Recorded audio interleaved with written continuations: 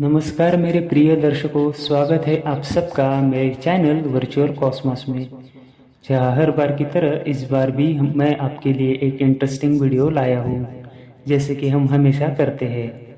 इस बार हम उस अनंत यात्रा पर चलेंगे जो हमें भगवान के निकट ले जाती है।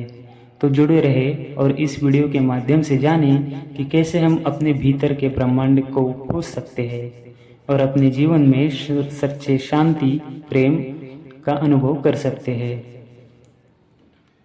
यह हम आत्मा की गहराइयों में उतरने और जीवन के ब्रह्मांड को समझने की अनंत यात्रा पर निकलते हैं। इस चैनल के माध्यम से हम आपको उस अद्भुत ब्रह्मांड से रूबरू कराएंगे जो हमारे भीतर ही बसा है। हमारे साथ इस यात्रा में जुड़े रहे, जहाँ हर वीडियो आपको नई दृष्टि, नई ऊर्जा और एक नए अनुभव से परिचित कराएगा। तो आइए इस आध्यात्मिक सफर की शुरुआत करें और जानें कि कैसे हम अपने जीवन में वास्तविक शांति, प्रेम और परमात्मा को पा सकते हैं। दोस्तों, भगवान को पाने की खोज हर इंसान की गहरी आंतरिक इच्छा होती है, लेकिन सवाल यह है कि हम भगवान को कैसे पा सकते हैं। इस विषय पर विचार करते हुए ओशो ने कहा है कि भगवान को पाने के लिए हमें कहीं बाहर जाने की ज़रूरत नहीं है, वह हमारे अंदर ही बसा है। बस हमें अपने नज़रों को भीतर की ओर मोड़ने की ज़रूरत है। दोस्तों, भगवान को पाने का पहला और सबसे महत्वपूर्ण तरीका ध्यान है, क्योंकि ध्यान के माध्यम से हम अपनी आत्मा के साथ जुड़ते हैं। जब हम ध्यान में पूरी तरह से तल्लीन हो जाते हैं तो हमारे अंदर एक अद्भुत शांति और प्रेम का अनुभव होता है। यह शांति और प्रेम भगवान की उपस्थिति का एक एहसास कराता है। ध्यान वह साधन है जो हमें भगवान के करीब ले जाता है। भगवान को पाने के लिए हमें सबसे पहले खुद को स्वीकार करना होगा। अपने भीतर के अंधकार और प्रकाश दोनों को देखना होगा। जब हम खुद को पूरी तरह से स्वीकार करते हैं तो हमें एहसास होता है कि भगवान कहीं बाहर नहीं, बल्कि अपने अंदर, अपने भीतर ही है। यह आत्म स्वीकार हमें भगवान से जोड़ता है।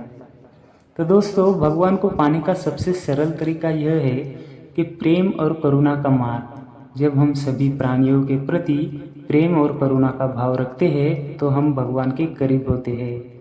प्रेम वह पुल है जो हमें भगवान तक पहुंचाता है।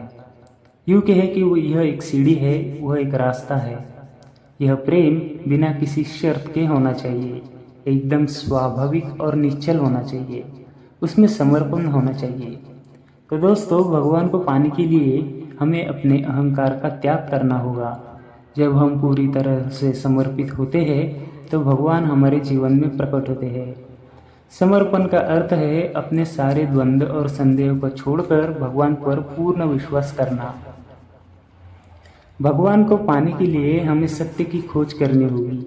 यह सत्य बाहर की दुनिया में नहीं, बल्कि हमारे अंदर ही छिपा होता है। जब हम सत्य को पहचानते हैं तो भगवान स्वतः ही हमारे जीवन में प्रकट होते हैं। इन तरीकों से हम भगवान को पा सकते हैं। यह यात्रा आसान तो नहीं है, लेकिन जो इसे समझते हैं उनके लिए यह जीवन का सबसे खूबसूरत अनुभव बन जाता है। इस वीडियो में इन सभी बिंदुओं पर गहराई से चर्चा करेंगे, जिससे आप भी अद्वितीय अनुभव को पा सकें। इस वीडियो को अंत तक देखें, क्योंकि हर शब्द में एक गहरा संदेश छुपा है जो आपको भगवान के करीब ले जा सकता है। ध्यान एक दर्पण की तरह है। तो कल्पना कीजिए कि आप एक गंदे दर्पण में अपनी छवि देखने की कोशिश कर रहे हैं। क्या आपको अपनी असली तस्वीर दिखाई देगी? बिल्कुल नहीं। ध्यान का भी यही अर्थ है। यह आपके मन का दर्पण साफ करता है। जब हम ध्यान में बैठते हैं तो हमारे भीतर का सारा अव्यवस्थित विचारों का एक कोहरा साफ हो जाता है और भगवान का असली स्वरूप उभर कर सामने आता है। ध्यान का एक ऐसा साधन है जो हमारे भीतर की उस शांति और प्रेम को प्रकट करता है जो असल में भगवान की उपस्थिति है। अभी दोस्तों, जानते हैं कि कैसे, एक उदाहरण के तौर पर, कि जैसे पूर्णिमा की रात आत्म स्वीकार के माध्यम से। क्या आपने कभी पूर्णिमा की रात में चांद देखा है? वह चांद अपने पूर्ण रूप में होता है, लेकिन क्या वह चांद हमेशा पूर्ण होता है? नहीं, वह हर दिन बदलते रहता है। लेकिन उसका सच्चा रूप वही है जो पूर्णिमा की रात में होता है। ठीक वैसे ही आत्म स्वीकार भी हमें हमारे सच्चे रूप से परिचित कराता है।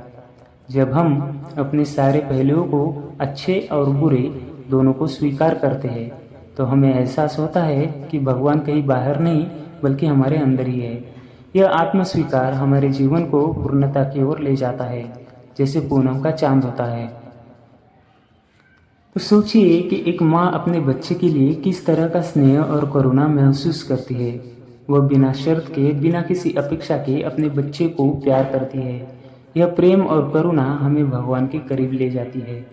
जब हम सभी प्राणियों के प्रति उस प्रकार का प्रेम, करुणा और भावना महसूस करने लगते हैं, तो हमारे भीतर भगवान का अनुभव होता है। प्रेम वह पुल है जो हमें भगवान तक पहुंचाता है, और इस प्रेम का कोई अंत नहीं है। जैसे एक नदी का सागर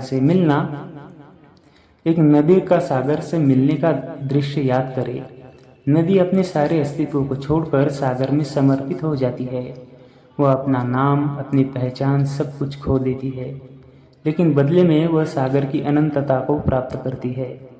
इसी प्रकार जब हम अपने अहंकार को त्याग देते हैं और भगवान के प्रति पूरी तरह से समर्पित हो जाते हैं, तो भगवान की अनंतता का अनुभव होता है। समर्पण का अर्थ है अपने सारे द्वंद्व, संदेह और अभिमान को छोड़कर भगवान की शरण में जाना। जब हम यह समर्पण कर देते हैं तो भगवान हमारे भीतर प्रकट होते हैं। अंधेरे में दीपक का एक उदाहरण लें। जब चारों ओर घना अंधकार होता है तो एक छोटा सा दीपक भी हमें रास्ता दिखाने के लिए काफ़ी होता है। सत्य भी ऐसा ही है। यह हमारे जीवन के अंधेरे को दूर करता है और हमें भगवान के निकट ले जाता है। यह सत्य बाहर की दुनिया में कहीं नहीं बल्कि हमारे अंदर ही छुपा होता है।